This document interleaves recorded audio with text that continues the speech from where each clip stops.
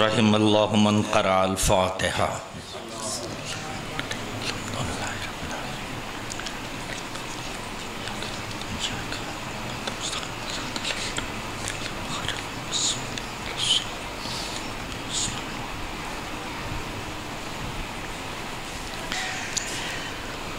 لا حول ولا قوة الا باللہ العلی العظیم من الشیطان اللعین الرجیم بسم اللہ الرحمن الرحیم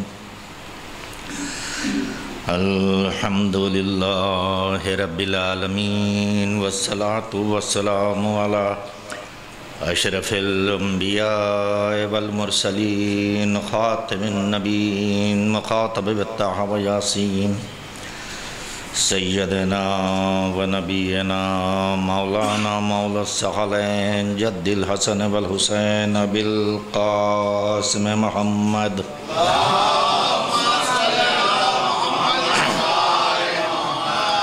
وآلہ الطیبین الطاہرین المعصومین المظلومین المنتجزبین من یومنا ھذا الی یوم الدین اما بعد فقد قال سبحانہ وتعالی فی کتابہ المجید وفرقانہ الحمید وقولہ الحق بسم اللہ الرحمن الرحیم قد جاءکم من اللہ نور وکتاب مبین صلوات جزد محمد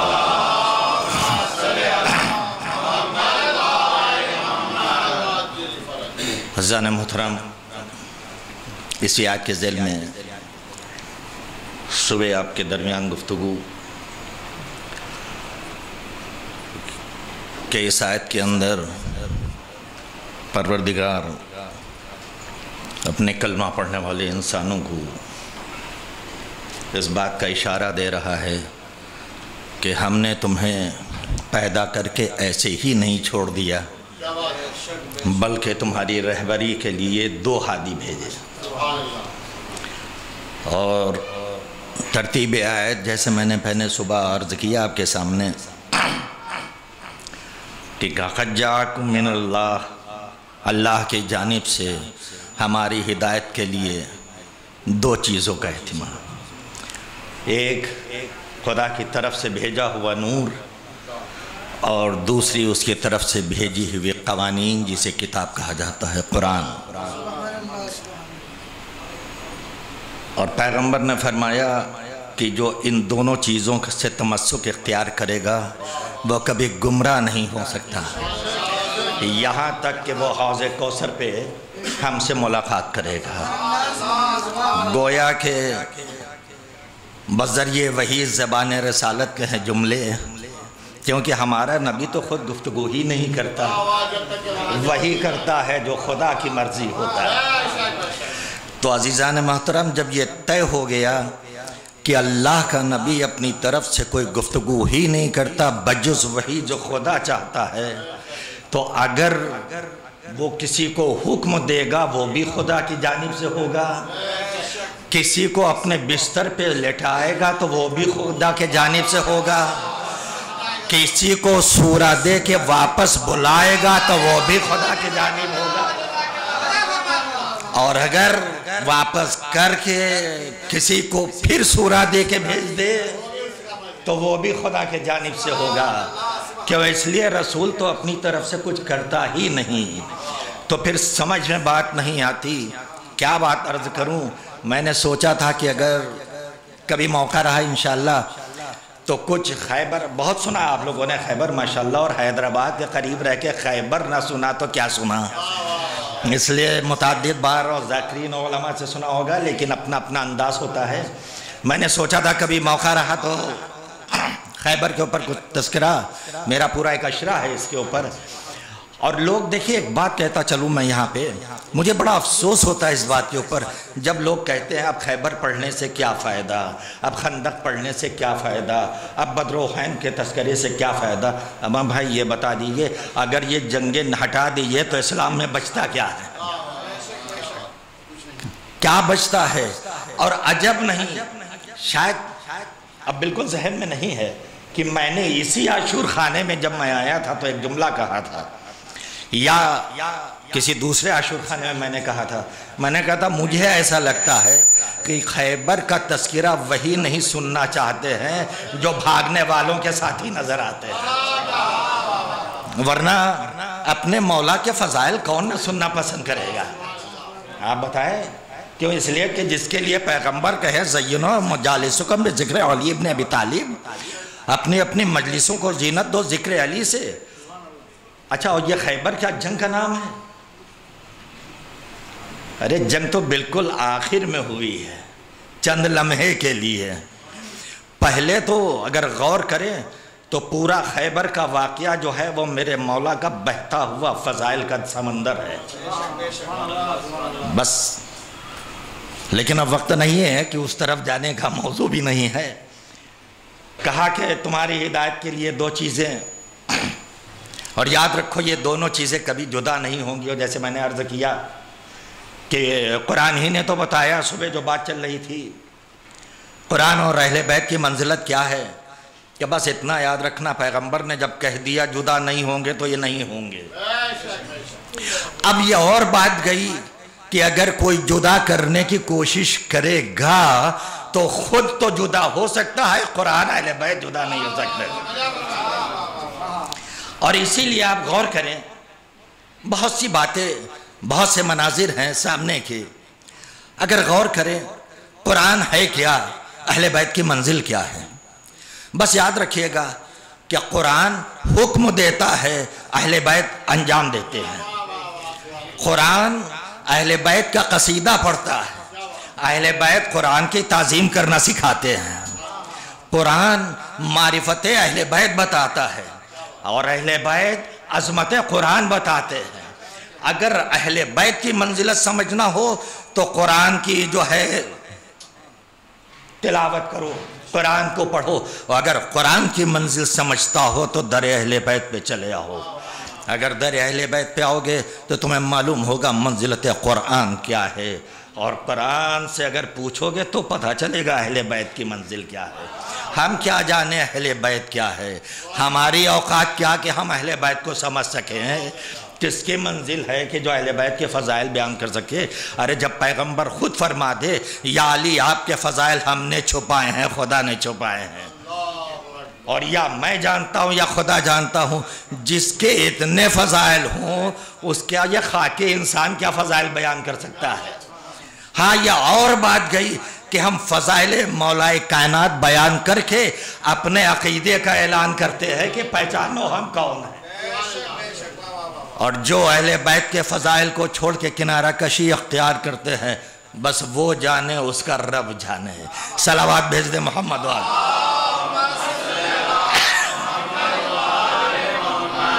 تو اسی پیغمبر کہ جس نے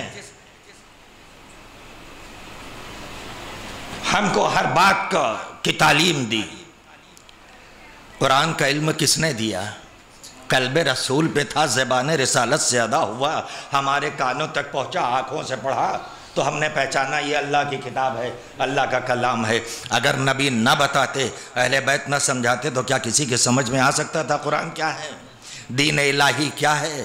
نہیں، کا نبی اور آل نبی یعنی اہل بیت اطہار نے بتایا کہ بس یاد رکھو اگر اسلام کو صحیح سمجھنا ہے تو کہیں اور نہ جانا، ہمارے پاس چلے آنا، اور اگر ہمارا دامن چھوڑ دو گے تو پھر در در کی ٹھوکریں کھانا پڑیں گی، ایک در چھوڑنے سے نہ جانے کتنے در بھٹکنا پڑے گا۔ صلوات بھیج دیں محمد وعالمین۔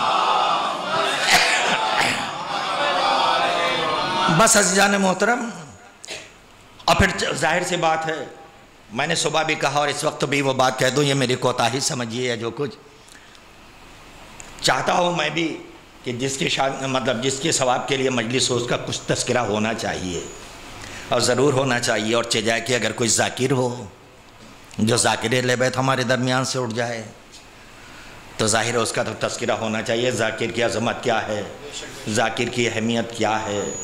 ایک واقعہ سن لیجیے اور پھر بات کو آگے بڑھاتا ہوں۔ صلوات پڑھ دیں محمد علیہ۔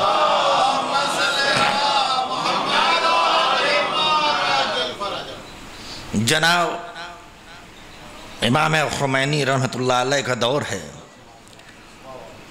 اور اس زمانے میں ایک بہت بڑے عالم تھے جو ذاکر بھی تھے، بہت ہی پائے کے ذاکر تھے، اور بڑے بڑے علماء کے یہاں جا کے، خود آیت اللہ کے یہاں آ کے وہ مجالس کو خطاب کیا کرتے تھے۔ ذہن سے میرے نام نکل گیا ہے ان کا۔ ایک بار وہ ایک جگہ سے مجلس پڑھ کے نکلے، ننھے بچے کھڑے ہوئے تھے، شاید آپ کا سنا ہوا واقعہ ہو اگر نہ ہو۔ چھوٹے چھوٹے بچوں نے جا کے گھیر لیا اور کہنے لگے، اے ذاکر آل محمد، آپ بڑے بڑے علماء کیا، بڑے بڑے حضرات کے ہاں جا کے مجلسوں کو خطاب کرتے ہیں، ہم نے بھی ایک چھوٹی سی مجلس رکھی کہ ہماری مجلس میں خطاب کریں گے؟ وہ کہتے ہیں کہ میں نے سوچا کہ صبح سے میں برابر مجلسوں کو پڑھتا چلا آ رہا ہوں، ابھی شام کو اور بھی پڑھنا ہے، یہ سوچ کے انہوں نے کہا بچوں میرے پاس وقت نہیں ہے، اگر ہوتا تو میں پڑھ دیتا۔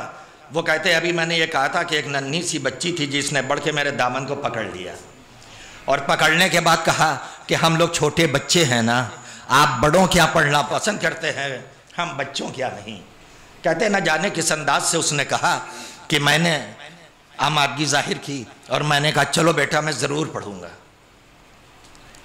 جاتے ہیں وہ، کہتے ہیں وہ بچے آگے آگے خوشی سے جا رہے تھے، میں پیچھے پیچھے ایک دروازے کے قریب رکے، میں بھی ٹھہرا، کہنے لگے نہیں حضرت اندر آ جائیے، کہ میں یہ سوچ کے گیا تھا کہ بچوں نے مجلس کی ہے تو کم سے کم فرش ازا بچھی ہوگی، کوئی چیز ہوگی جس پر بیٹھ کے میں مجلس کو خطاب کروں گا۔ جب میں گھر کے اندر پہنچا تو میں نے کیا دیکھا، نہ کوئی فرش بچھا ہے، نہ کوئی کرسی یا ممبر ہے، بلکہ معصوم سے بچے ہیں جو دور دور بیٹھے ہوئے ہیں۔ جب میں اندر گیا تو اس میں سے ایک بچے نے کہا بسم اللہ، اگر میں نے ادھر ادھر دیکھا کچھ نہیں، ایک پتھر تھا، میں اس پر بیٹھ کے، اور مختصراً مجلس، چھوٹی سی مجلس جسے ہم لوگ اپنی زبان میں کہتے ہیں، جبکہ یہ بہت غلط جملہ ہے چھوٹی مجلس، یاد رکھیے گا مجلس حسین نہ چھوٹی ہوتی نہ بڑی ہوتی، چار انسان، چار اگر حضرات بھی بیٹھے ہوئے ہیں تو مجلس مجلس ہے، 5000 کا مجمع ہے تو مجلس مجلس ہے۔ کیوں؟ اس لیے کہ یہ یاد رکھیے گا، کبھی آپ یہ نہ سوچئے گا کہ ہم چار ہیں، نہ جانے ہمارے بغل میں کون کون سا معصوم ہے، کبھی بھی یہ تصور نہیں۔ بس ہاں جب مجلس میں آئیے فرش ازا پہ تو عقیدے اور احترام کے ساتھ آئیے، اور میں اکثر اپنی مجلسوں میں کہتا ہوں کہ آئیے تو عذابدار بن کر، جائیے تو سوگوار بن کر، تاکہ لوگ پہچانے تو کہ کہیں سے اٹھ کے کوئی آ رہا ہے۔ ذاکر آئے، آنے کے بعد انہوں نے چند لمحے مجلس پڑھی، جب جانے لگے تو اسی میں سے ایک بچہ اٹھا اور اس نے کہا تبرک بھی تو لیتے جائیے۔ انہوں نے سوچا تبرک کچھ ہوگا، اس نے ایک چھوٹا سا کاسا اٹھایا جس میں چائے تھی۔ آج جو ہم لوگ سبیل کرتے ہیں، بہت سے لوگوں کو اس بات بھی اعتراض آج کے دور میں شروع ہو گیا ہے، یہ بڑی بڑی سبیلوں کا کیا ضرورت ہے یہ سب کرنے کی؟ وہ کیا جانے سبیل کی منزلت کیا ہے، وہ کیا جانے تبرک حسین کی عظمت کیا ہے۔ ارے آپ سے مطلب ہم حسین کے نام کے اوپر قربان کرتے ہیں، وہ دیتے ہیں، ہم ان کے اوپر لٹاتے ہیں۔ انہوں نے چائے لی، لبوں سے لگایا، لیکن چائے تھوڑی ٹھنڈی ہو چکی تھی۔ باہر نکلنے کے بعد ایک چھوٹا سا درخت لگا ہوا تھا، اس کے دامن میں انہوں نے وہ کاسا رکھ دیا، گھر گئے۔ رات کو جب گھر پہنچے، بستر پہ آرام کرنے کے لیے پہنچے، وہ کہتے ہیں میں رات کو سو گیا۔ رات کو جب میں سو گیا، نصف الشب کے بعد خواب میں دیکھا کہ ایک بی بی ہے جو سر سے پیر تک جو ہے ردا کے اندر ہے، اور آنے کے بعد آواز دیتی ہے، اے ذاکر، تو نے آج صبح سے شام تک بہت مجلسیں پڑھی ہیں، لیکن تجھے معلوم ہے کہ آج تیری کون سی مجلس قبول ہوئی ہے؟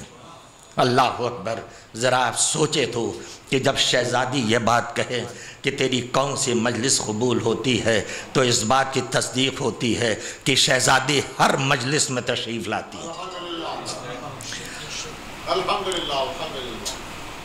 کہا شہزادی فرمائیے کہنا کیا چاہتی ہیں؟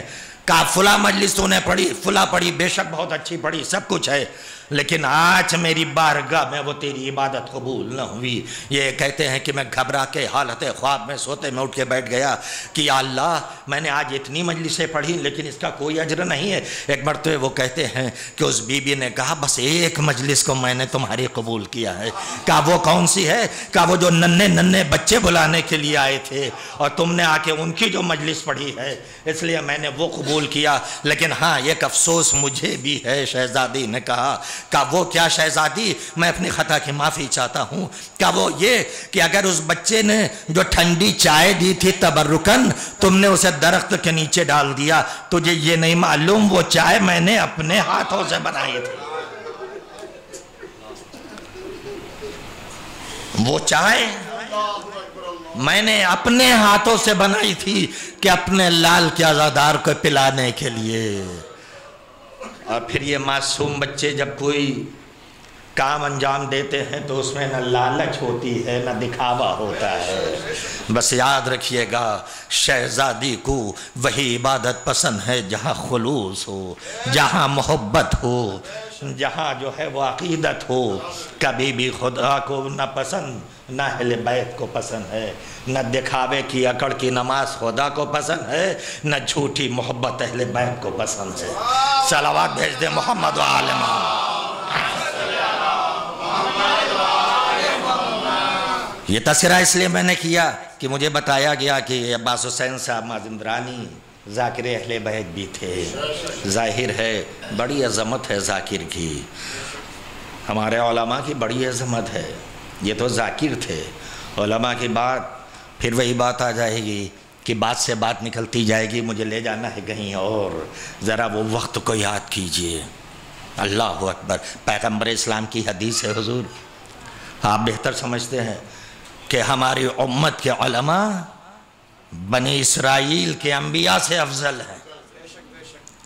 ذرا غور تو کیجئے، ہمارے امت کے علماء، کون کہہ رہا ہے یہ؟ وہی تو کہہ رہا ہے نا کہ جس نے لا الہ الا اللہ کا سبق دیا ہے، وہی تو کہہ رہا ہے نا جس نے ارکان نماز سکھایا ہے، وہی کہہ رہا ہے نا جس نے طریقہ روزہ سکھایا ہے، وہی کہہ رہا ہے نا جس نے ہمیں انداز حج اور جو ہے سب باتیں سکھائی، وہی کہہ رہا ہے امت کے۔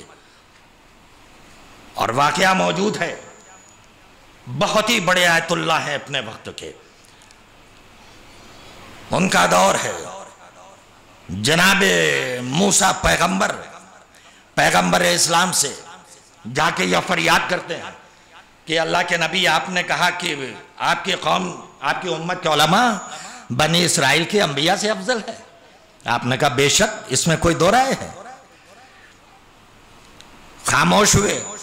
ایک مرتبہ پیغمبر نے فرمایا اگر تم امتحان لینا چاہتے ہو ہماری امت کے علماء کی تو لو میں ایک نام بتائے دیتا ہوں، وہاں چلے جاؤ۔ یہ حالت خواب میں تھے، سوئے ہوئے تھے۔ انہوں نے خواب میں کیا دیکھا؟ جناب موسیٰ پیغمبر تشریف لائے، لانے کے بعد انہوں نے پوچھا بتاؤ تمہارا نام کیا ہے؟ جناب موسیٰ کیا پوچھ رہے ہیں؟ تمہارا نام کیا ہے؟ اب انہوں نے بتانا شروع کر دیا۔ مثلا میں اپنے اوپر مثال دے رہا ہوں، کوئی آ کے مجھ سے پوچھے آپ کا نام کیا ہے؟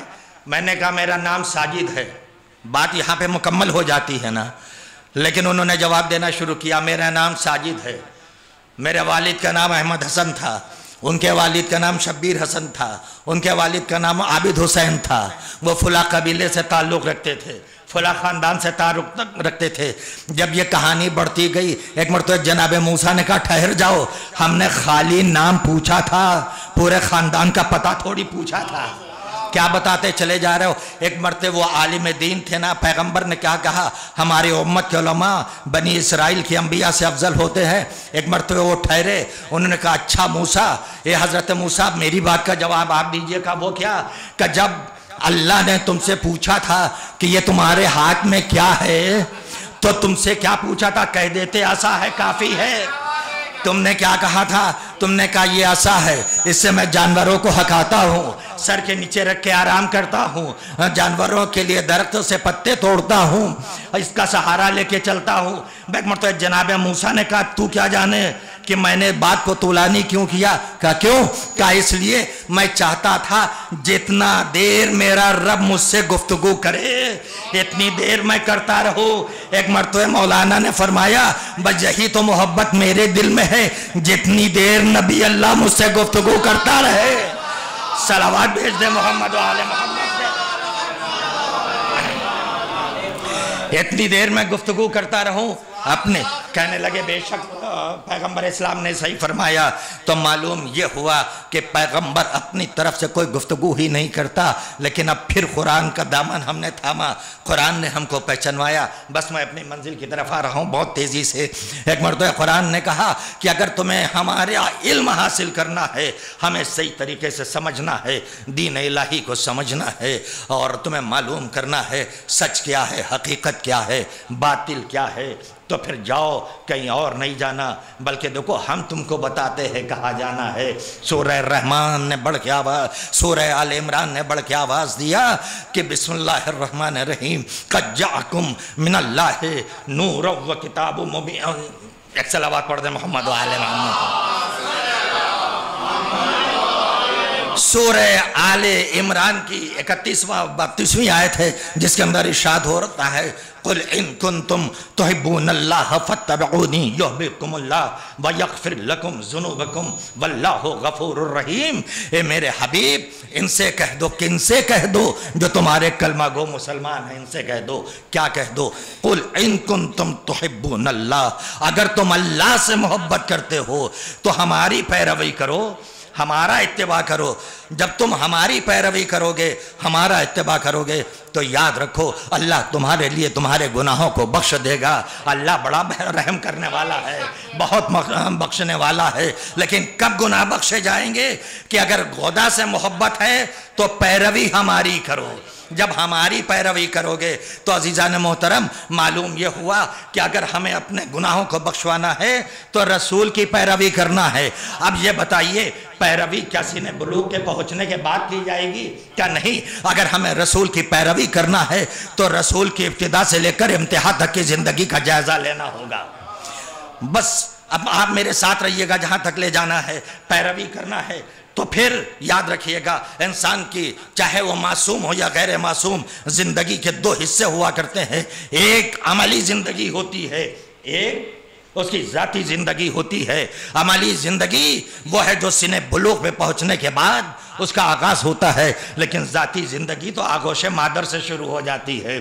اور پتہ یہ چلتا ہے کہ جو بچہ آغوش مادر سے عقیدہ لے کے نکلتا ہے وہ سب سے زیادہ مستحکم ہوا کرتا ہے۔ اسی لیے پیغمبر نے فرمایا کہ یاد رکھو علم سے کبھی دامن نہ بچانا، چاہے آغوش مادر سے لے کر لحد تک جانا پڑے، علم کو جو ہے سیکھتے رہنا۔ میں اکثر سوچتا تھا کہ آخر آغوش مادر میں کہاں سے علم ملتا ہے، لحد میں کہاں علم ملتا ہے، لیکن جب غور کیا دیکھا تو پتہ چلا جب بطن مادر سے آغوش مادر میں بچہ آیا، نہلایا گیا، ایک مرتبہ کسی بزرگ کو بلایا گیا، بلانے کے بعد آغوش میں دیا کہ ذرا اس کے داہنے کان میں اذان دے دیجئے، بائیں کان میں اقامت دے دیجئے۔ میں نے کہا یہ کیا ہے؟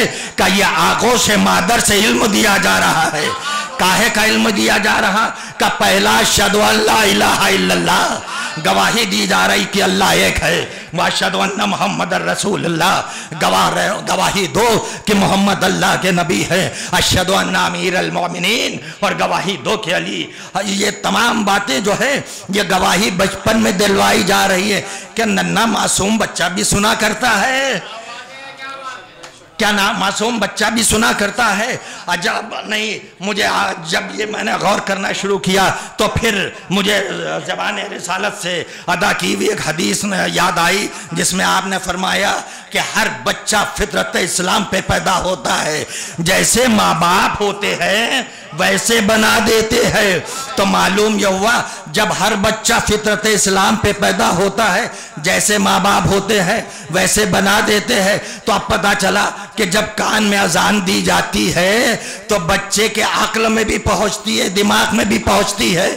اسی لیے کہا گیا ہے اگر بچے کو بچپن سے عمل کا عادی بنا دیا جائے تو پھر نہ نماز چھوٹے گی، نہ روزہ قضا ہوگا، نہ حج چھوٹ سکتا ہے، کیوں؟ اس لیے کہ جیسی ابتدا میں تعلیم و تربیت پاتا ہے وہی انداز نشو و نما آگے قدم بڑھاتا ہے۔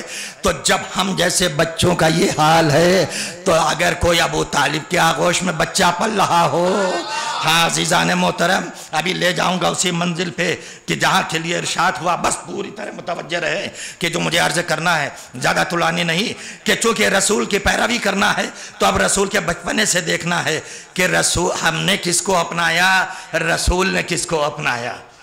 پیروی کرنا ہے نا تو صرف عمل کی پیروی تھوڑی ہوگی، مکمل پیروی رسول جب ہی ہو سکتی ہے کہ جب ہم زندگی رسول کا معائنہ کریں اور یہ دیکھیں کہ رسول نے کس کو اپنایا۔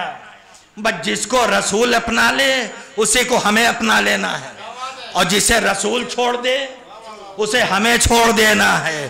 بس اب دیکھتے چلے جائیے کہ رسول نے کس کے دروازے پر جا کر سلام کیا ہے اور کس کے دروازے سے مڑتے ہوئے اپنے زاویے کو اتنا بدل دیا کہ رسالت کی چھاؤں بھی اس کے در خباثت پہ نہ پڑ لے پائے۔ صلوات بھیج دے محمد و آل محمد۔ کس کو اپنایا؟ اپنانے کی بات صبح مکمل ہو چکی کہ کس کو اپنایا؟ کہ باپ ماں کا سایہ اٹھ گیا تھا تو باپ کا درجہ دے دیا ابو طالب کو، ماں کا درجہ دیا فاطمہ بنت اسد کو۔ پیغمبر نے دونوں کی عزت و احترام کر کے بتایا کہ جو ہمارا نگہبان بن جائے اس کے تعظیم کرنا تمہارے لیے ضرورت ہے۔ لیکن بات آگے بڑھی، رسول کا کوئی اپنا سگا بھائی تو تھا نہیں، رسول کا اپنا کوئی سگا بھائی نہ تھا، کوئی اپنا بیٹا نہ تھا۔ ہاں اللہ نے ایک بیٹی دی، اب یہ پھر وہی باتیں آ جائیں گی، یہ اور بات گئی، لکھنے والوں نے لکھ دیا فلاں بیٹی فلاں بیٹی فلاں بیٹی، لیکن کتنی بیٹی دکھائیں، نہ کبھی حق مانگنے آئیں، نہ کسی میدان میں نظر آئیں، ارے کم سے کم کہیں نہ آتی، لیکن وہاں تو پہنچ جاتی جہاں باغ فدق چھینا گیا تھا۔ جب شہزادی کونین تنہا گئی تھی، دوسری بیٹی کو آنا چاہیے تھا، آ کے کھڑی ہوتی، کہتی خالی آپ تھوڑی حقدار ہیں، ہم بھی تو ہیں، لیکن اگر ہوتی تبھی تو آتی، جب کوئی تھا ہی نہیں تو آتا کون؟ اکیلی تھی بیٹی فاطمہ، بیٹا کوئی نہ تھا۔ قدرت نے کہا میرے حبیب گھبرانے کی بات نہیں ہے، ایسے بیٹے عطا کروں گا کہ کائنات میں کسی کو نہ ملے گا۔ بھائی بھی کوئی نہ تھا، ایسا بھائی دوں گا جیسا کائنات میں کوئی بھائی نہ ملے گا۔ تو بھائی کہاں سے ملا؟ کہاں سے ملا؟ سوال آپ سے کر لوں، میں نے تو دیکھا، ملاحظہ فرمائیں گے، کوشش کی ہے کچھ بات کو ادا کرنے کے لیے۔ میں نے کیا دیکھا؟ ابو طالب کے گھر سے امانت دار ایک امامت ماں نکلی، اور نکلنے کے بعد خرامہ چلتے ہوئے خانہ کعبہ کے قریب پہنچی۔ خانہ کعبہ کا طواف کرنے کے بعد ایک آواز دی، میرے معبود تو نے بلایا تھا میں آ گئی۔ آج بہت سے لوگوں کو اس بات پر اعتراض ہے کہ جناب فاطمہ بنت اسد کوئی معصومہ نہیں تھی تو ان پر وحی کیسے ہوگی؟ وہی صرف معصوم پہ ہوتی ہوئے۔ میں نے کہا ہاں یہی میں صبح جو کہہ چکا تھا وہی دہرا دوں۔ میں نے کہا صحیح بات ہے، جب قرآن رٹ کے پڑھا جاتا ہے تو مفہوم قرآن سمجھ میں نہیں آتا، اگر سمجھ کے پڑھا جائے تو سمجھ میں آ جانا۔ اگر یہ طے ہو جائے کہ غیر معصوم پہ وہی آتی ہے تو کہاں آتی؟ میں نے کہا بتاؤ کیا موسیٰ کی ماں معصومہ تھی؟ موسیٰ کی ماں کے اوپر وہی ہوئی، اپنے بیٹے کو صندوق میں رکھے دریائے نیل کے حوالے کر دو۔ مادر علی پہ وہی ہوئی، اپنے بیٹے کو لے کے میرے گھر کے اندر آ جاؤ۔ دونوں نے اپنے سنے ہوئے احکام کی پابندی کی۔ مادر موسیٰ نے اپنے بیٹے کو صندوق میں رکھا، صندوق کے پانی پہ رکھا، پانی کے حوالے کر دیا، پانی بہتا ہوا لیتا جا رہا تھا۔ نبی اللہ تھا لیکن موجیں جدھر چاہیے بہا کے لے گئی۔ یہ فخر موسیٰ تھا جسے علی کہا جاتا ہے۔ جو موجوں کے سہارے بڑھ جائے اسے موسیٰ کہتے ہیں، جو بہتے ہوئے دھارے کو موڑ دے اسے علی کہا جاتا ہے۔ صلوات بھیج دے محمد۔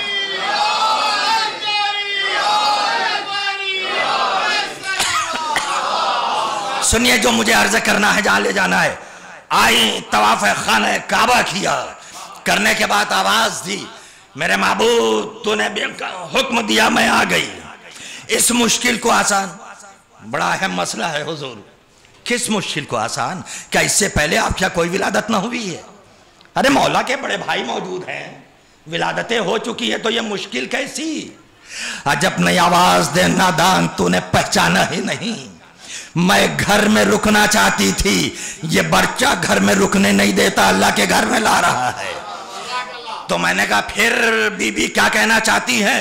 कि मैं रुक जाती, बच्चा रुकने नहीं देता। तो मैंने कहा फिर? कि यही तो सबसे बड़ी मुश्किल है, मेरे सामने वाक़यात मरियम मौजूद है। मैंने कहा क्यों? क्या इसलिए एक माँ बाप ने मन्नत मांगी थी कि अल्लाह जो हमें औलाद अता करेगा वो तेरे घर बैतुल मुक़द्दस की खिदमत के लिए, अल्लाह ने एक बेटी दे दी, बेटी दे ला के अल्लाह के घर के हवाले कर दिया, जिंदगी भर खिदमत करती रही।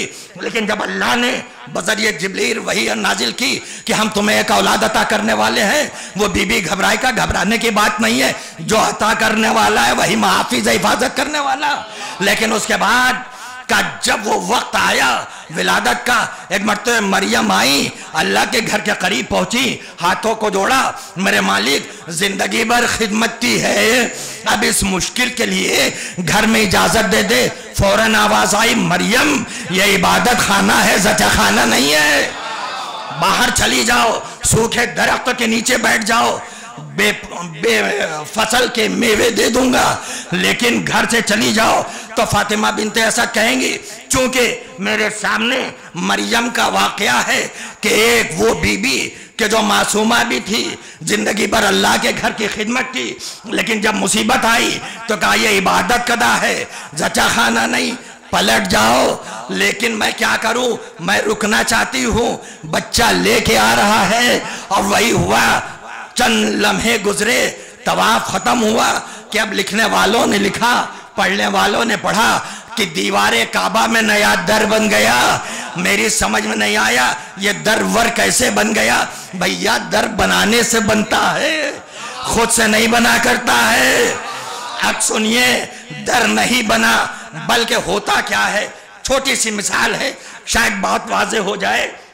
होता क्या है, अगर कोई इंसान किसी से मोहब्बत करता है और वो सामने दूर से आता हुआ नजर आता है, तो सच बताइए, अपने दिल से सोचिए आपकी कैफियत क्या होती है। अगर कोई बच्चा आपका चाहने वाला है, दूर खड़ा हुआ है, वो तेजी से आ रहा है, एक मरतबा आपने देखना शुरू किया, जितना करीब आएगा चेहरे पे मुस्कुराहट आएगी, जब और करीब आएगा तो आपके अंदर और हुस्न पैदा होगा, मुस्कुराहट बढ़ेगी, जब मुस्कुराहट बढ़ेगी तो लब खुलने लगेंगे, जब लब खुलेंगे तो ज़बान जो है हिलेगी, खुश होगी। तो मालूम हुआ जब कोई शय अपनी पसंद की आती है तो इंसान देख के जब मुस्कुराता है तो ओठ खुल जाते हैं। अब ये न कहिएगा कि खाना काबा में दर बना था, अरे नहीं, जब कायनात का हैदर आने वाला था उसकी खुशबू को मैं अब महसूस किया, दीवार ने मुस्कुराया, इधर मुस्कुराना था, मादर हैदर का दाखिल होना था। बस मुलाजा फरमाए, अगर ये कहूं तो गलत ना होगा कि जब घर से चली फातिमा बिनते असद तो जमीन काबा तो जो है काबे की जमीन मुस्कुरा रही थी। जब खाना काबा के करीब पहुंची तो वहां की जमीन मुस्कुराई, जब शिकम को दीवार में लगाया दीवार काबा मुस्कुराई, जब अंदर दाखिल हुई जमीन काबा मुस्कुराई, जब अली की विलादत हुई कुदरत मुस्कुराई, जब आगोश मादा आगोश रिसालत में आए तो रिसालत मुस्कुराई। अरे जब रिसालत को इमामत में देखा तो इमामत मुस्कुराई। उसके बाद रसूल ने कहा या अली को सुनाओ। बस जब सुनाना शुरू किया, तौरात सुनाया तो तौरात मुस्कुराने लगी, ज़बूर सुनाया तो ज़बूर मुस्कुराने लगी, इंजील सुनाया तो इंजील मुस्कुराने लगी। ये तो वो किताबें थी जो आके जा चुकी थी, अभी जो नहीं आई थी, जो लौहे महफूज में महफूज थी। अब जो कुरान सुनाना शुरू किया तो कभी तख्ती मुस्कुराने लगी, कभी कलम मुस्कुराने लगा, कभी तहरीर मुस्कुराने लगी। और एक मरतबा मुस्कुराते मुस्कुराते रसूल ने कहा, ए अली तुम तो ऐसे सुना रहे हो कि जैसे मैं सुनाता। अब पता चला कि रसूल ने आता कुरान क्यों ना सुनाया था।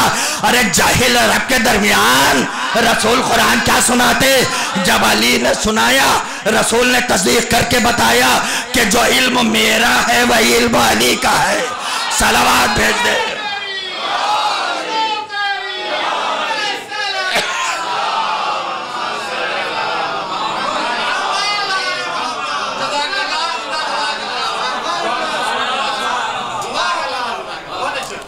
कब पहचानो खुदा ने भाई कैसा दिया, कैसा दिया भाई, कैसा दिया कि आंखें ही नहीं खोल रहा था।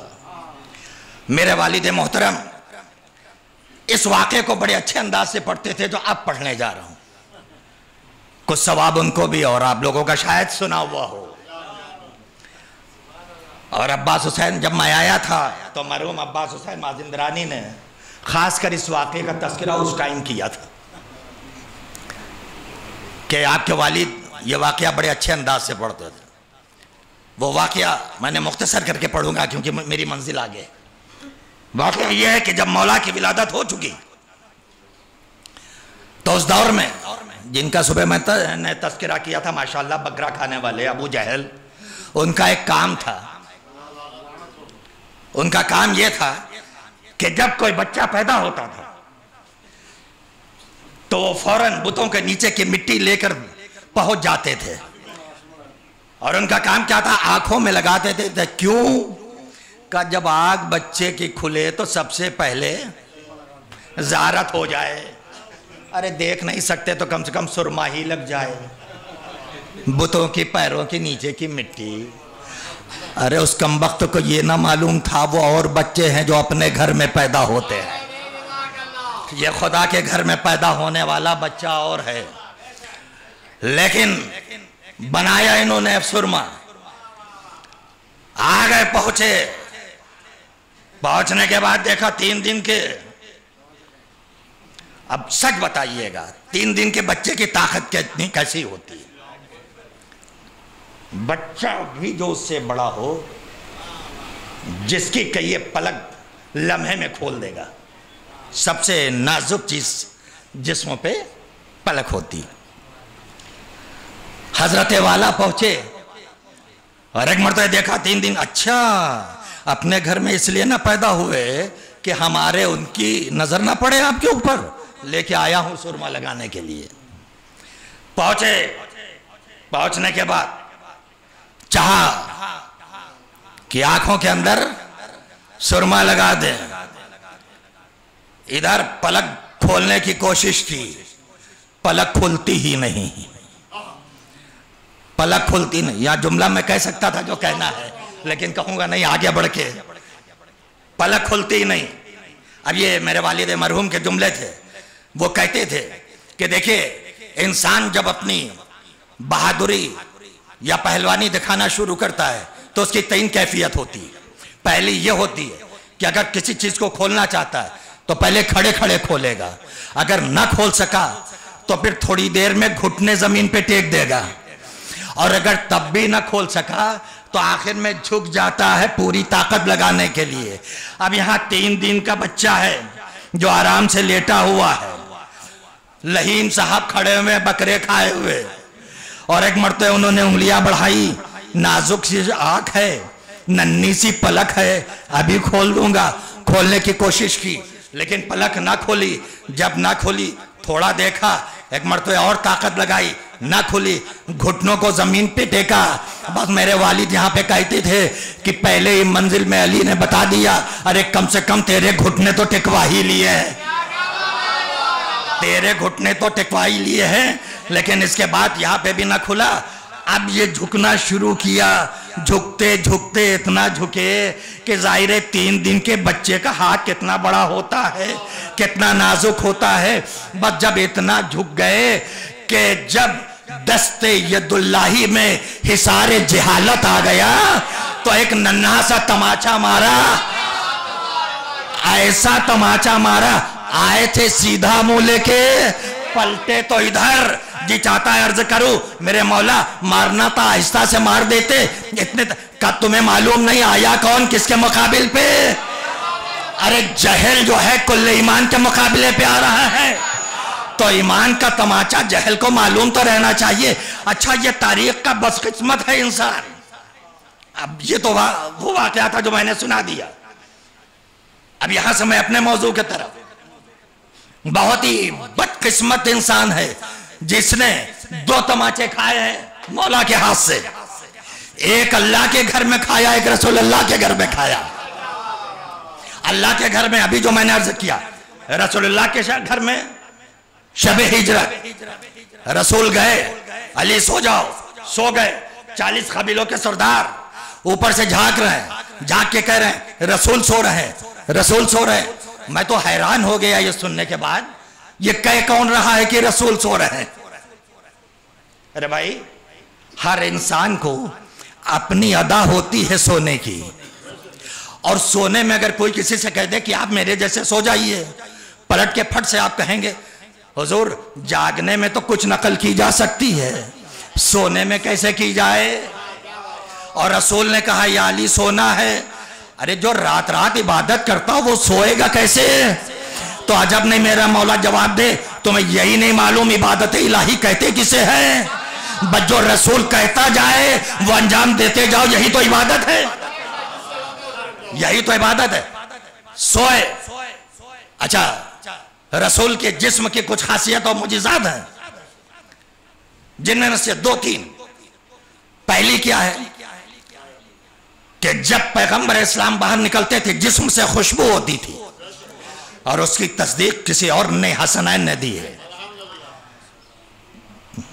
قصہ کے اندر، حدیث قصہ میں آپ لوگ شب جمعہ سنتے رہتے ہیں کہ جب امام حسن حسین سب آئے، سب نے کیا کہا تھا؟ امی نانا کی خوشبو محسوس کر رہا ہو۔ گویا کہ پیغمبر کے جسم میں خوشبو ہے جو جسم سے نکلتی۔ اور دوسری کیفیت، پیغمبر کا قد درمیانی تھا، نہ زیادہ چھوٹا نہ بڑا۔ اس زمانے میں عرب میں بڑے لمبے لمبے لوگ تھے، لیکن یہ بھی اللہ نے اپنے نبی کو معجزہ عطا کیا تھا، کتنا بھی لمبا آدمی آ جائے نبی کے مقابلے میں، کبھی نبی سے تو پھر 2 چیزیں تو ظاہر ہوئی نا، ایک خوشبو نبوت سب نے سونگی، ایک عرض نبوت سب کو معلوم۔ اب سمجھ میں نہ آیا جب شب ہجرت پیغمبر نے کہا یا علی سو جاؤ میرے بستر پہ، علی کیسے سوئے کہ نہ قد میں فرق آیا نہ خوشبو میں فرق آیا؟ اس کا مطلب یہ ہے، یاد رکھیے گا کہ جو قد جو معجزہ رسول میں ہے وہی علی میں ہے، جو خوشبو وہاں وہ خوشبو یہاں، جو علم وہاں وہ علم یہاں، جو شجاعت وہاں وہ شجاعت یہاں۔ یہ الگ بات گئی کہ پیغمبر کو رحمت للعالمین بنا کے بھیجا تھا، اس لیے شمشیر چلانے کی ضرورت نہ پڑی، انہیں تو کرار بنا کے بھیجا تھا۔ صلوات بھیج دیں محمد و آل محمد۔ بھائی ملا۔ اب بات آ جائے بیٹوں کی، یہ کیسے مسئلہ حل ہو؟ بیٹے، ایک ہے دختر، پروردگار پھر مسکرا رہا، میرے حبیب گھبراتے کیوں ہو؟ تمہیں سردار انبیاء بنا کے بھیجا، تم جو چاہو گے ہم عطا کر دیں گے، جیسا بھائی عطا کیا ویسے ہی تو بیٹے عطا ہوں گے۔ کہاں طے ہو؟ پیغمبر اسلام ہیں، علماء نصارہ نجران ہیں، چاہنے والوں کا مجمع ہے، پیغمبر اللہ کا کلام سناتے جا رہے ہیں، علماء نصارہ نجران ہیں، ڈٹے ہوئے ہیں، ہٹنے کا نام ہی نہیں لیتے۔ 3 دن 39 دن چاہے جتنے کہو، یہ سوال نہیں، زیادہ تر معتبر حضور 3 ہی دن ہے نا موبائل کے میدان کے لیے، کہ 3 دن تک یا اور جتنے دن ہو۔ آج کل تو تاریخوں میں بڑی بڑی باتیں نکل کے آ رہی ہیں، نئی کہا کہ پیغمبر کلام الہی سناتے رہے، مان جاؤ ہٹ جاؤ، نہیں ہٹیں گے، ڈٹے رہیں گے، بس حکم الہی ہوا، اے میرے حبیب ٹھہر جاؤ، بہت سنا چکے جو سنانا تھا، اب کہہ دو میرے معبود، تو بتاتا جا میں کہتا جاؤں، کیا کہہ دو قل تعالو ندو ابنانا وابناکم ونسانا ونساکم وانفسنا وانفسکم ثم نبتہل فنجل لعنت اللہ علی الکاذبین. اے میرے حبیب کہہ دو ٹھیک ہے ابھی تک نہیں ہٹ رہے ہو تو اب آج سے بات ختم ہوئی، آؤ کل آ جانا، لیکن کس انداز سے آنا؟ قل تعالوا ندعو ابناءنا، کل ہم اپنے بیٹوں کو لے کے آئیں گے، تم اپنے بیٹوں کو، ہم اپنے نفسوں کو، ہم اپنی عورتوں کو، تم اپنے. اچھا یہ تو بارہا آپ کا سنا ہوا ہے کہ یہاں سارے صیغے جمع کیا ہے، اپنے بیٹوں کو، اپنی عورتوں کو، اپنے نفسوں کو. اپنی عورتوں کو کہنے کی کیا ضرورت تھی؟ جب لانا ایک کو تھا تو کہہ دیتے بس ایک کو لیتے آنا. کہا نہیں، کل مورخین لکھیں گے نا رسول کی اتنی بیٹیاں تو کل دیکھ لینا اگر ایک لے کے آ جاؤں بس ایک سمجھنا، سب کو بھول جانا. اب وہ وقت آیا، پھر ملاحظہ فرمائے یہاں سے میں نے ایک ترتیب دینے کی کوشش کی ہے اور بات حل ہوتی ہے. ایک مرتبہ علماء نصرہ نجران نے سنا کہ گھبرانے کی بات نہیں ہے. دیکھیے یاد رکھیے گا عیسائی پہلے بھی پڑھے لکھے تھے، آج بھی ہیں، اس لیے سارے دنیا کو انگلی پہ نچائے ہوئے ہیں. ہاں یہ اور بات ہے کہ جب آل محمد کا چاہنے والا کوئی ایک سچا آ جاتا ہے تو پوری عیسائیت ہل جایا کرتی ہے. کہا جاؤ کل میدان میں. ایک مرتبہ علماء عیسائی جمع ہوئے، اپنے چاہنے والوں کو خطاب کیا کہ دیکھو اگر کل رسول کتنا پہچانتے تھے بزم رسول میں بیٹھنے والوں کو عیسائی، کہنے لگے اگر کل رسول ایک مجمع لے کر آ جائے تو ہرگز نہ ہٹنا، اگر ہم میں جھوٹے ہیں تو ادھر بھی جھوٹے ہیں، لیکن اگر چنے ہوئے کچھ لے کے آ جائیں تو فوراً ہٹ جانا. سب رک گئے، کوئی نہیں ہٹا. اب تیسرا دن ہے، اللہ کا نبی میدان عمل میں آ رہا ہے. کیا انداز ہے، کیا ادا ہے، کیا طرز ہے. ملاحظہ فرمائے اب گھر سے چلتے ہیں، گود میں حسین ہے، انگشتہ شہادت سے وابستہ حسن ہے، تعاقب رسالت میں عصمت ہے، تعاقب عصمت میں امامت ہے. غور تو کیجئے وہ امام جو ہر میدان میں سب سے آگے نظر آ رہا ہے آج سب سے پیچھے کیوں ہے؟ جب میں نے غور کیا، متعدد دلیلیں ہوں گی لیکن جب میں نے غور کیا تو میری سمجھ میں بس حضور ایک ہی بات آئی، وہ یہ آئی کہ آخر سب سے آگے رسول، گود میں حسین، انگشتہ شہادت سے وابستہ حسن، پیچھے شہزادی، اس سے پیچھے مولا کائنات. اس کی ضرورت کیا پڑ گئی؟ کہ چونکہ نامحرموں کا مجمع تھا. غور کیجئے گا شاید کوئی بات ہو، نامحرموں کا مجمع تھا، قدرت کو گوارا نہ تھا کہ فاطمہ کے نقش قدم کی بھی حرمتی ہونے پائے. اس لیے جہاں جہاں نبوت کا قدم وہی دختر کا قدم، وہی امامت کا قدم. اب مجھے کہنے دیجئے کہ جب نبوت و عصمت و امامت کے قدم میں فرق نہ ہو تو علم میں کہاں فرق ہو سکتا ہے؟ صلوات بھیج دے محمد آل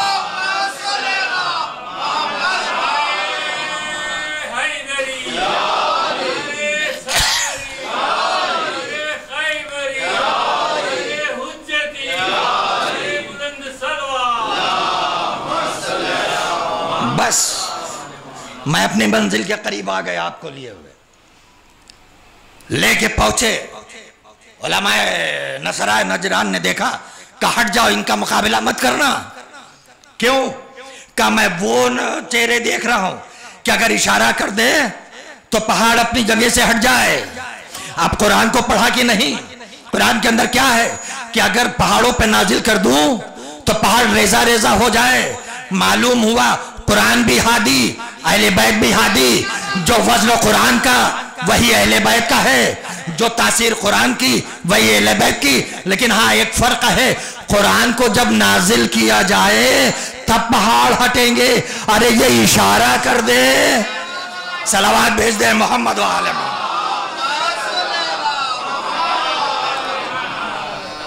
اور آج تک عیسائیوں کو اس کا فائدہ پہنچ رہا ہے. کس بات کا فائدہ؟ میدان سے ہٹ گئے، खुद भी बच गए, अपनी उम्मत को भी बचा लिया। सच बताइएगा ईमानदारी से, आज दुनिया का कोई भी फिरका क्या ईसाइयों पे लानत भेजता है? नहीं भेजता। क्यों नहीं भेजता? क्या इसलिए नहीं भेजता कि आले बैत के मुकाबले पे नहीं रुके, देखा और हट गए। तो एक दलील बना कि जो आले मोहम्मद के मुकाबले से हट जाता है उस पर लानत नहीं भेजी जाती, भेजी उसी पे जाती है जो मुकाबले पे डटा रहता है। सलावत भेज दे मोहम्मद आले मोहम्मद। बस अजीजान मोहतरम, किसको लेके आए? हसन और हुसैन का इनकी मंजिलत भी देखना है, कैसे बेटे अदा किए थे। अल्लाह अकबर। जब छोटे शहजादे की विलादत का वक्त है, पैगंबर इस्लाम कहीं गए हुए लौट के आए, छोटे शहजादे इमाम हुसैन की विलादत हो चुकी है। आने के बाद मुबारकबाद का सिलसिला है। एक तुलानी बहस है जो मैंने खत्म कर दी ताकि बात मुख्तसर हो जाए। आसमान पे अल्लाह ने फरिश्तों को किस लिए पैदा किया था? मलाइका को किस लिए पैदा किया? जिसको पैदा कर दिया क़यामत तक सजदे में रहना है, उसे क़यामत तक सजदे में रहना है। जिसे कहा रुकू में रहना है, क़यामत तक रुकू में रहना है। जिसको कहा क़याम में रहना है, उसे क़यामत तक क़याम में रहना है। जिसको तस्बीह और तहलील के लिए कहा, उसे ज़िंदगी भर क़यामत तक तस्बीह और तहलील करना है। जब ये तय है तो फिर आखिर आज क्या हो गया? यहाँ शहजादी की आगोश में हुसैन का नूर चमका, वहाँ इबादतों में खलल पड़ना शुरू हुआ। किसी ने सजदा छोड़ा, किसी ने रुकू छोड़ा, किसी ने तस्बीह और तहलील छोड़ा। और एक बार तो आवाज दी, मेरे माबूद क्या इजाजत है कि हम भी जाके मुबारकबाद दे दे तेरे हबीब को? हम भी जाके? कुदरत ने मुस्कुरा के कहा, पूछने की क्या जरूरत है, जाओ। मैं कहूंगा माबूद, जब तूने इबादत के लिए मुअय्यन किया था तो आप इबादत रोकी क्यों? का तू क्या जाने कि मुबारकबाद किसके लिए देने के लिए जा रहे हैं? अरे इबादत जब खुद खत्म हो रही होगी तो यही तो इबादत को हयात बख्शने वाला है। यही तो इबादत को हयात बख्शने वाला है। चले फरिश्ते। हाँ, एक फरिश्ता और भी था कि जब पहाड़ के दामन में था, वक्त गिन रहा था, कब मेरी खता माफ होगी, कब मेरे बाल ऊपर मिलेंगे। नाम आपके जहनों में होगा, नाम फितरुस है। वो पहाड़ के दामन में है, ये मंजर देख रहा है। आसमान से लाखों की तादाद में फरिश्तों की सफ़े चली आ रही है। एक मरतबे जब जिब्रील अमीन अपने सरदार को आते हुए देखा, करीब से गुजर हुआ, एक मरतबे लबों को हिलाया, एक आवाज़ दी, ए सरदार क्या क़यामत आ गई है? इसका मतलब यह हुआ कि जब क़यामत आएगी तो आसमान से फरिश्ते ज़मीन की तरफ आ जाएंगे। मेरे सरदार क्या क़यामत आ गई है कि जो आज आसमान से फरिश्ते ज़मीन की तरफ आ रही है? एक मरतबा जिब्रील ने मुस्कुरा के कहा, क़यामत तो नहीं आई है। कहा फिर कहाँ आप लोग जा रहे हैं? कहा आज पैगंबर के घर में छोटा नवासा आया है, अल्लाह का हुक्म है, उसके मुबारकबाद देने के लिए जा रहे हैं। कहा हमको भी लेते चलिए। कहा चलना हो तो चले आओ साथ। एक मरतबा साथ लेके चले। पैगंबर के खिदमत में जिब्रील पहुँचे। पहुँचने के बाद दुरूद और सलाम किया, एक एक मुबारकबाद देना शुरू किया। एक एक फरिश्ता आता जाता था। जब तमाम के तमाम तादाद आकर मुबारकबाद दे चुकी, एक मरतबा जिब्रील ने कहा, अल्लाह के रसूल एक और आया है। मुस्कुरा के कहा, जब सब आए हैं तो उसको भी लेते आओ। फितरुस आगे आया। आने के बाद कहा, ए अल्लाह के नबी, क्या मेरी ख़ता माफ़ हो सकती? याद रखिएगा, ख़ता और है, तर्क औला और होता है। मासूम से ख़ता नहीं होती, तर्क औला होती है। क्या मेरी गलती माफ़ हो सकती है? क्या क्यों नहीं माफ़ हो सकती है? क्या कैसे माफ़ होगी? का जाओ। और जाने के बाद एक सलावत पढ़ दे मोहम्मद।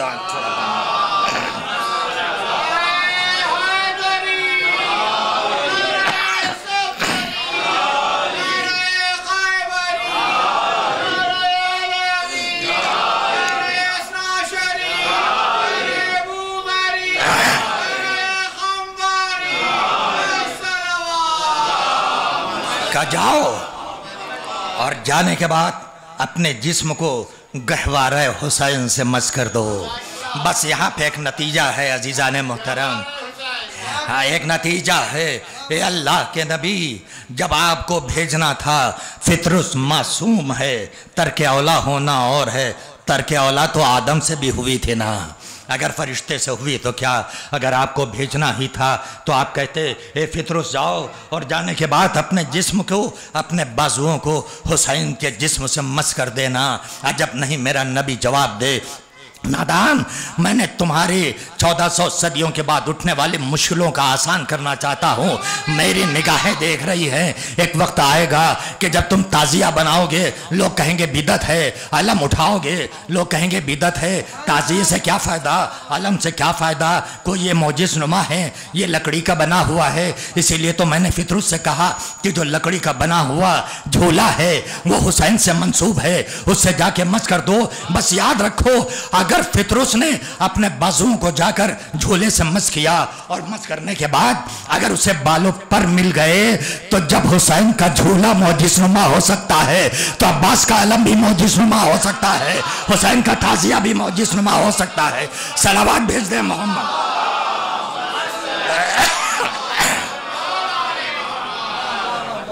کہا جاؤ، اور جانے کے بعد جھولے سے مس کرو، جھولے سے مس کیا، اب جو پلٹا تو ادا بھی نرالی، انداز بھی جدا گانا ہے، اب جو پلٹا تو چلا، کیا کہتا ہوا، من مثلی، من مثلی، میں کہوں گا اے فطرس خاموش ہو جا، کہیں ایسا نہ ہو جائے کہ پھر بالوں پر چھن جائیں، اس لیے اللہ کو اپنی عبادت میں غرور پسند نہیں، آج اپنی عقل کے جواب دے گا کہ جو خدا دیتا ہے وہ لیتا ہے، جو حسین دیتا ہے وہ نہیں لیا۔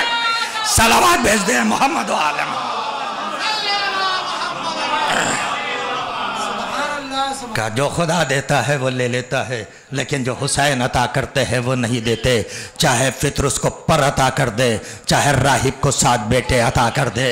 ہاں یہ کہنے والے کہتے ہیں یہ حدیث ہماری سمجھ میں نہیں آتی کہ آخر راہب کو 7 بیٹے کیسے عطا کر دیے، جب رسول نے منع کر دیا کہ تمہاری اولاد نہیں ہونا ہے تو کیسے ادا کر دی، آج تک ان کی سمجھ میں آیا ہی نہیں کہ اول رسول نے کیا کہا، اولنا محمد و اوسطنا محمد و آخرنا محمد۔ اگر ایک محمد کہہ رہا ہے تو یہ ایسا نہیں ہے کہ رسول نے یہ کہہ دیا ہے کہ اب اس کو بیٹا ہو ہی نہیں سکتا ہے، نہیں نہیں، منزل ابھی آگے آئے گی۔ آپ کو معلوم ہے نا کہ آخر بستر رسول پہ سویا کون تھا، کہ علی سوئے تھے، کیا جو ہے اللہ اور رسول کے بیچ میں تجارت ہوئی تھی، اے علی سو جاؤ، علی سو گئے، نفس علی کا رسول نے بیچا، رسول اللہ نے خریدا، تو جب خریدا کس سے، ارے ہم مال خریدتے ہیں تو دنیاوی سکوں سے، لیکن جب اللہ نے نفس علی کو خریدا تو کس سے، کہ نفس علی کو خریدا، اپنی مرضی دے دی، تو اب خدا کی مرضی علی کی مرضی ہو گئی۔ تو اب سچ بتائیے گا جو باپ کی میراث ہوتی ہے وہ بیٹے کو ملتی ہے کہ نہیں ملتی ہے؟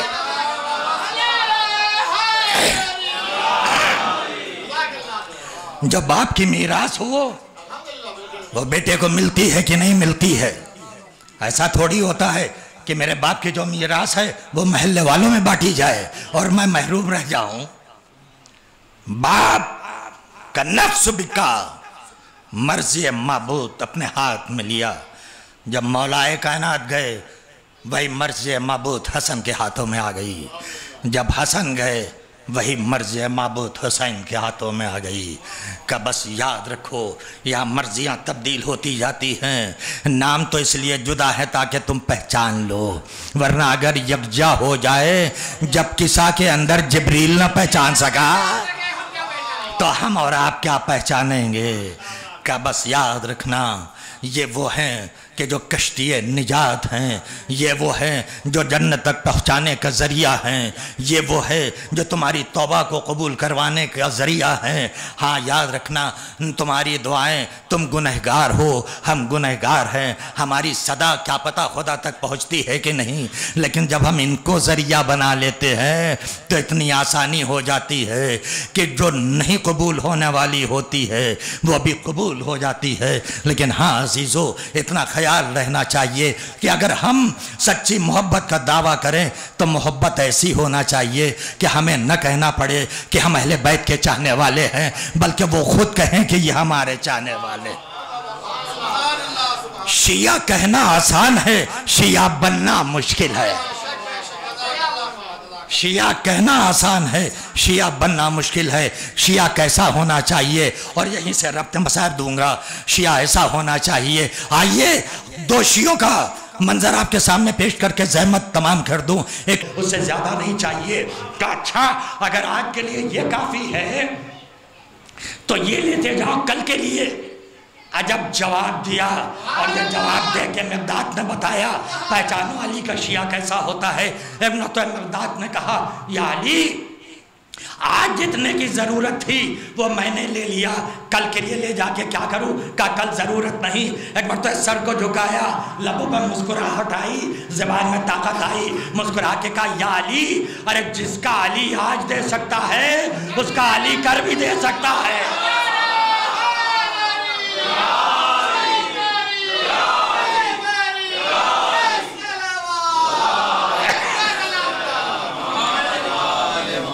جس کا علی آج دے سکتا ہے اس کا علی کل بھی دے سکتا ہے۔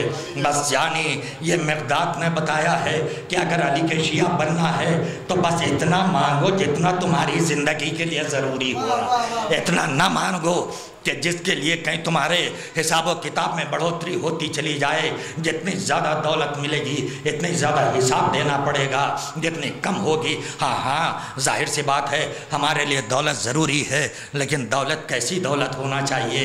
دولت ایسی پاک و پاکیزہ ہونا چاہیے کہ جس کی دولت سے جب ہمارے جسموں میں غذا پہنچے تو پھر ہمارا انداز بھی یہ ہونا چاہیے کہ ہم نہ کہیں وہ ہمارے چاہنے والے، بلکہ وہ دیکھ کے کہیں یہ ہمارا چاہنے والا ہے۔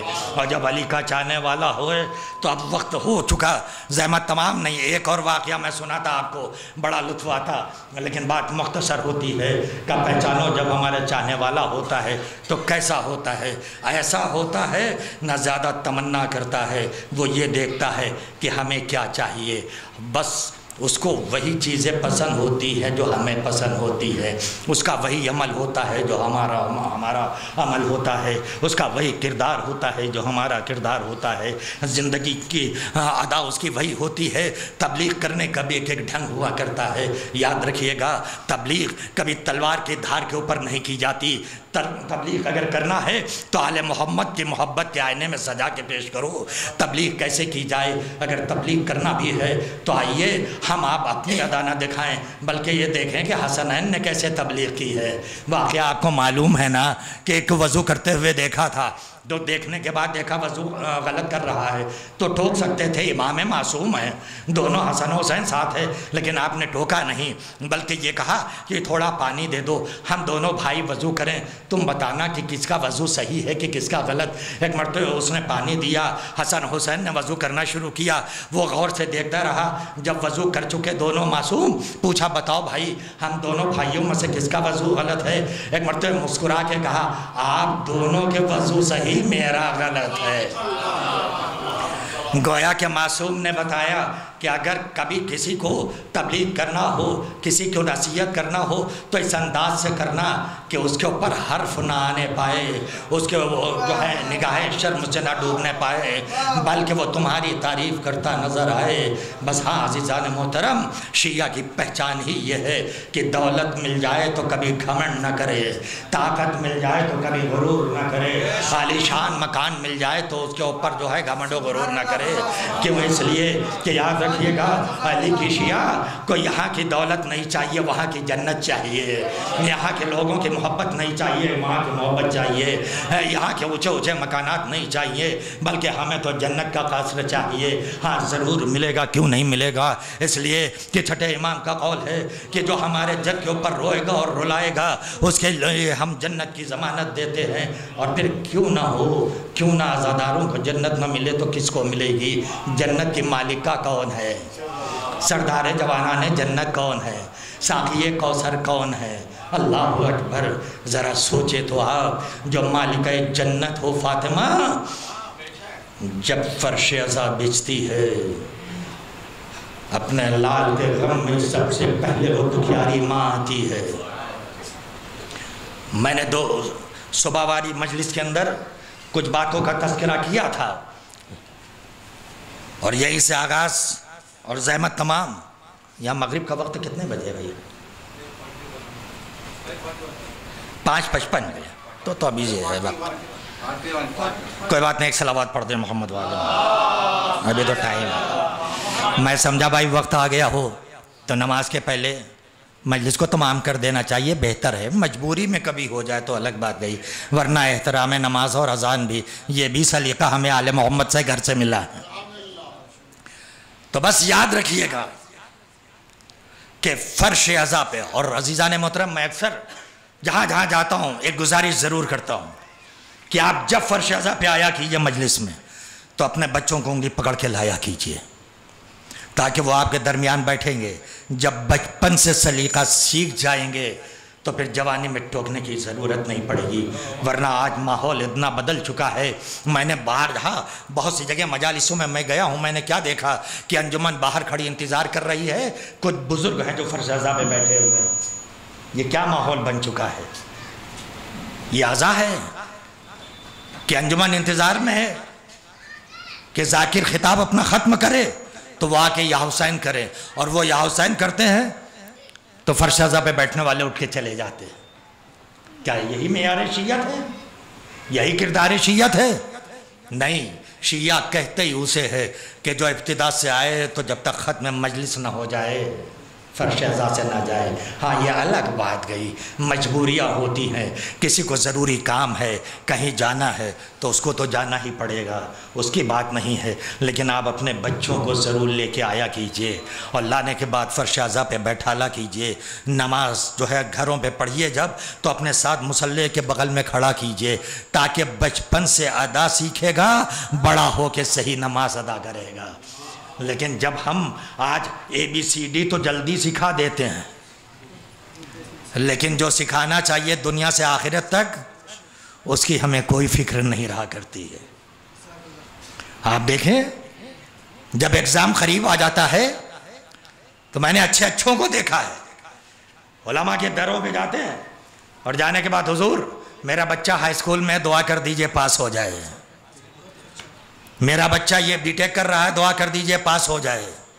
میں نے آج تک کبھی نہیں سنا کسی نے آ کے کہا مولانا دعا کر دیجئے میرا بیٹا بے نمازی ہے نمازی بن جائے، بے روزہ دار ہے روزہ دار بن جائے۔ اسی لیے کہا گیا ہے، حدیثوں میں ملتا ہے، قرآن میں ہے کہ اپنے بچوں کی تربیت اچھی کرو تاکہ وہ تمہارے لیے سبب رحمت بنے، باعث زحمت نہ بن جائیں۔ کہیں ایسا نہ ہو جائے کہ یاد رکھیے گا اولاد کا عمل کبھی جاتے ہوئے انسان کو جنت سے جہنم بھیج دے گا اور جاتے ہوئے جہنم سے جنت بھیج دے گا۔ ہمارے سامنے حدیث ہے اور اسی پہ بات کو مختصر کر دیا میں نے ایک حدیث دیکھی یوم محشر، اللہ اکبر، جب میں کبھی سوچتا ہوں میرا دل لرز جاتا ہے۔ جب عدل و انصاف کا ترازو لگا ہوگا، انصاف ہو چکا ہوگا، یہ جنتی ہے یہ جہنمی ہے، کسی کا بیٹا جنت جا رہا ہے باپ جہنم، کسی کا باپ جنت جا رہا ہے بیٹا جہنم۔ اب وہ بیٹا چلتے چلتے جب قریب جنت جہنم پہنچا، ایک مرتبہ اس نے کہا پہلے یہ بتا دو مجھے جہنم کیوں بھیج رہے ہو؟ ملائکہ نے جواب دیا کہ تو نے یہ خطا کی تھی جو نہیں کرنا چاہیے تھا، یہ باتیں کی تھی اس وجہ سے۔ ایک مرتبہ اس نے مسکرا کے کہا اس میں میری کیا خطا تھی؟ والدین نے مجھ کو کبھی بتایا ہی نہیں کہ جھوٹ نہیں بولنا چاہیے، والدین نے مجھ کو بتایا ہی نہیں کہ یہ کام نہیں کرنا چاہیے، اس میں میری خطا کیا ہے؟ آواز قدرت آئے گی، روک دو اس بچے کو جہنم میں نہ ڈالو۔ وہ بچہ روکا جائے گا، کیا اس کا والد کہاں ہے؟ کیا وہ جنت جا رہا ہے؟ کیا اس کو واپس بھیجو؟ کیوں؟ اس لیے اس میں بچے کی خطا نہیں، ماں باپ کی خطا ہے۔ دوسری طرف وہ بیٹا ہے کہ جو جنت کی طرف جا رہا ہے، دیکھ رہا ہے کہ باپ ہمارے دوسری طرف جا رہے ہیں، ایک مرتبہ مسکرا کے پوچھتا ہے اے فرشتوں یہ بتاؤ ہمیں جنت کیوں بھیج رہے ہو؟ کیا تمہاری عبادتیں اللہ کو پسند آئی؟ تمہارا اخلاق اللہ کو پسند آیا؟ تمہارا کردار اللہ کو پسند آیا؟ ایک مرتبہ اس نے مسکرا کے کہا یہ سب سکھایا ہم کو کس نے ہے؟ میرے والدین کی تربیت تھی، تبھی تو ہم نے یہ سب سیکھا۔ حکم الہی ہوا کہ اس کے باپ کو واپس بلایا جائے، اس کے ساتھ جنت بھیج دیا جائے۔ معلوم یہ ہوا کہ جب تربیت سچی ہوگی تو جنت پہنچنا آسان ہے، ورنہ جنت پہنچنا بہت مشکل ہے۔ دعویٰ کرنا بہت آسان ہے، لیکن ہاں عزیزان محترم، کم سے کم اپنے کردار کو ایسا بنا کے رکھنا چاہیے کہ اگر لاکھ مصیبتیں پڑ جائیں دامن صبر ہاتھ سے نہیں چھوڑنا چاہیے۔ سچ بتائیے کہ ہمارے اوپر اتنی مصیبتیں پڑی جتنی کربلا والوں پہ پڑ گئی؟ ذرا غور و فکر تو کریں۔ خدا نہ کرے اگر کسی کے گھر سے کوئی ایک جنازہ اٹھ جائے تو اس کے گھر کا کیا حال ہوتا ہے، لیکن جس کے گھر میں 18 جنازے اٹھ جائیں ذرا ان ماؤں سے پوچھئے۔ میں تو کبھی سوچتا ہوں تو میرا دل لرز جاتا ہے تنہائی میں بیٹھ کر۔ ارے اس ماں سے پوچھے جس کا 18 سال کا جوان جسے بڑی تمناؤں سے پالا تھا۔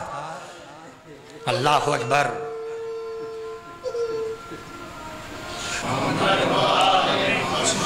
بس عزیزان محترم، چند آنسو نکل جائیں یہی بخشش کا ذریعہ ہے، اور پھر ظاہر ہے جس مرحوم کے لیے مجلس ہوئی ہے ظاہر ہے وہ بھی ذاکر اہل بیت۔ تو عزیزان محترم ذرا سوچئے آپ کہ ہمارے گھر سے اگر ایک جنازہ نکلتا ہے، چاہے کوئی بیمار ہو چاہے بزرگ ہو، تب بھی دنیا کا دستور یہ ہے کہ اگر کسی کا باپ مر جائے تو لوگ آتے ہیں عزا، جو آنے کے بعد بچوں کے سروں پر ہاتھ رکھتے ہیں، آ کے تسلی دیتے ہیں، ایک دوسرے کو پیار کرتے ہیں، پرسہ دیا جاتا ہے۔ لیکن یہ کربلا تنہا واقعہ ہے کہ جہاں گودیاں اجڑ گئیں، مانگیں اجڑ گئی، لیکن نہ کوئی پرسہ دینے والا تھا، نہ کوئی جو ہے سر پہ ہاتھ رکھنے والا تھا۔ عزیزو جی چاہتا ہے کہ ایک واقعہ سنا کے زحمت تمام کروں۔ جب 28 رجب کو قافلہ مدینے سے کربلا کے لیے روانہ ہوا تھا تو عزیزان محترم آقا حسین نے اپنے سب چاہنے والوں سے کہہ دیا تھا، دیکھو میری بیٹی سغرا بیمار ہے، جب سب رخصت ہونا تو کوئی قریب نہ رکنا، جلدی جلدی رخصت ہو جانا۔ لیجئے جب 28 کو رجب کو قافلہ چلنے لگا، ایک ایک آتا تھا سغرا سے رخصت ہو کے واپس جاتا تھا۔ آپ لوگ بھی جب سفر پہ آمادہ ہوتے ہیں جاتے ہیں تو دنیا کا دستور بھی دیکھا ہوگا آپ نے کہ آپ کے گھر میں جو بچیاں ہوتی ہیں نا وہ باپ کے دامن سے لپٹ جاتی ہیں، لپٹنے کے بعد بڑی دعائیں کرتی ہے۔ اگر بھائی جاتا ہے تو بڑی دعا کرتی ہے، پروردگار میرا بھائی جا رہا ہے تو رخصت ساتھ خیریت کے واپس آئے۔ سچ بتائیے جس کا علی اکبر جیسا بھائی ہو، سغرا جیسی بہن ہو، جب علی اکبر رخصت آخر کے لیے آئے، ایک مرتبہ سغرا نے کہا بھیا کیا تم بھی اپنی بہن کو ساتھ لے کے نہ چلو گے، تنہا چھوڑ کے چلے جاؤ گے؟ علی اکبر نے سر جھکا لیا، اے سغرا کیا کریں مجبور ہے، بابا کا حکم ہے، ورنہ سغرا ہم تمہیں تنہا نہ چھوڑتے۔ ہاں جب سب رخصت ہو چکے تو لیجئے وہ وقت بھی آیا کہ ایک 4 سال 3 سال کی بچی سکینہ قریب آئی، بہن کے گلے میں باہیں ڈال دی۔ ڈالنے کے بعد دنیا کا دستور ہے کہ نہیں، جب بہنیں رخصت ہوتی ہے، میں نے اکثر دیکھا ہے کہ جب بہن چلنے لگتی ہے تو ایک بہن دوسرے بہن سے کہتی ہے دیکھو جب لوٹ کے آنا تو سفر کا پورا واقعہ سنانا، پورا حال سنانا۔ میرا دل کہتا ہے جب سکینہ رخصت ہونے لگی ہوگی، سغرا نے کہا ہوگا اے بہن سکینہ خدا نصیب ہو تم بابا کے ساتھ جا رہی ہو، لیکن جب لوٹ کے آنا تو سفر کا حال ضرور سنانا۔ ہاں یہ قافلہ کربلا پہنچ چکا، لیکن مجھے تاریخ میں کہیں نہیں ملتا کہ کہیں سکینہ نے سغرا کو یاد کیا۔ آپ کو یاد ہے کب سغرا نے یاد کیا؟ ارے 7 محرم سے بچوں پہ پانی بند ہو چکا، ننھے ننھے بچے التش التش کی صدا دے رہے ہیں، لیکن سغرا کو نہیں یاد کیا۔ لیجئے شب عاشور آ گئی، صبح عاشور نمودار ہوئی، اور ایک ایک کی میت آنے لگی، ایک ایک کا لاشا آنے لگا، لیکن سکینہ نے نہیں یاد کیا۔ شام غریب آ گئی، جب خیموں میں آگ لگ چکی، بیویوں کی چادریں چھن چکی، اور ایک مرتبہ حمید کہتا ہے میں نے دیکھا 4 سال کی بچی خیمے سے نکلی، دامن میں آگ لگ چکی تھی، دوڑتی ہوئی مقتل میں جا رہی تھی۔ میں نے بڑھ کے روکا یہ بچی کدھر کا ارادہ ہے؟ کہے آنے والے مجھے مدینے کا رخ بتا دے، کہا مدینے جا کے کیا کرے گی؟ ایک بار تو یہ بچی کہتی ہے میں جاؤں گی، جانے کے بعد اپنے جد رسول اللہ سے شکوہ کروں گی، गई, ए नाना जान मेरे बाबा को 3 दिन का भूखा प्यासा मारा गया। हामिद कहता है मैंने देखा बच्ची के दामन में आग लगी हुई है, चाह जल्दी बढ़ के बुझा दे। एक मरतबा नन्ही बच्ची ने हाथों को जोड़ा, हम अहले बैत की परवरदा है, अरे नामहरम हमें हाथ नहीं लगाते, मेरे दामन में हाथ में लगाओ। मुझे कहती हुई बच्ची दौड़ी। हामिद कहता है मैंने सोचा आखिर ये बच्ची कहाँ चली जा रही है, रात का सन्नाटा है, तारीकी है, दुश्मनों का नरगा है। हामिद देखा है कि इतने में मैंने देखा एक घोड़ा सवार है, हाथ में पर्ची है, तेजी से बढ़ता चला आ रहा है। आते हुए बच्चे के करीब पहुंचा, नजर पड़ी 4 साल की बच्ची को आते हुए देखा, कितना सकी था, कितना जालिम था। एक मरतबा करीब पहुंचा, पहुंचने के बाद बच्ची की नजर पड़ी, अरे 4 साल की बच्ची की क्या कैफियत होती है, दहल गई, हाथों को जोड़ा, कहे आने वाले अब हमारे पास क्या बचा है, पूरा घर लुट चुका है, सब मारे गए। लेकिन अल्लाह रे मुसीबत, एक मरतबा हामिद कहता है मैंने देखा कि वो बढ़ने वाला आया, बर्छी उठाई, उठाने के बाद आगे बढ़ा, बच्ची वापस होना चाहती थी, पुश्त के पर हल्का सवार दिया, बच्ची जमीन पे गिरी, करीब आया। एक मरतबा सकीना को कुछ याद आया, अरे बाबा ने आखिरी वक्त में मेरे कानों में गोहर पहनाए थे, अरे नन्हे नन्हे हाथों को उठाया, अपने कानों पे रखा। एक मरतबा जालिम ने 4 साल की बच्ची के हाथों को हटाया, एक मरतबा गोहर को पकड़ा, पकड़ के खींचना चाहा। बच्ची ने जब जुमला कहा, ये जालिम क्या तू साहिब औलाद नहीं है, क्या तेरे बच्ची नहीं है, इतनी बच्चियों में ये मुसीबत ढाली जाती है। लेकिन हामिद कहता है कि एक मरतबा उस शकी ने इस जोर का झटका दिया, अरे कान फट गए, खून का फव्वारा छूटा। बच्ची जो अभी तक सोहरा को याद ना किया था, मदीने का रुख किया, एक आवाज दी, ए बहन सोहरा, अच्छा हुआ तुम न आई, वरना तुम्हें भी तमाचे खाने पड़ते, तुम्हें भी चादर छीनवानी पड़ती। बड़ी मुसीबतें हमने बर्दाश्त की। एक बार सूरह अल-हम्द और 3 बार सूरह कुल वल्लाह की तिलावत फरमाकर मरहूम छोटे अब्बास हुसैन साहब माजिंदरानी और जुमला मोमिन नाज सब की रूह को इसका सवाब हदिया कर दो।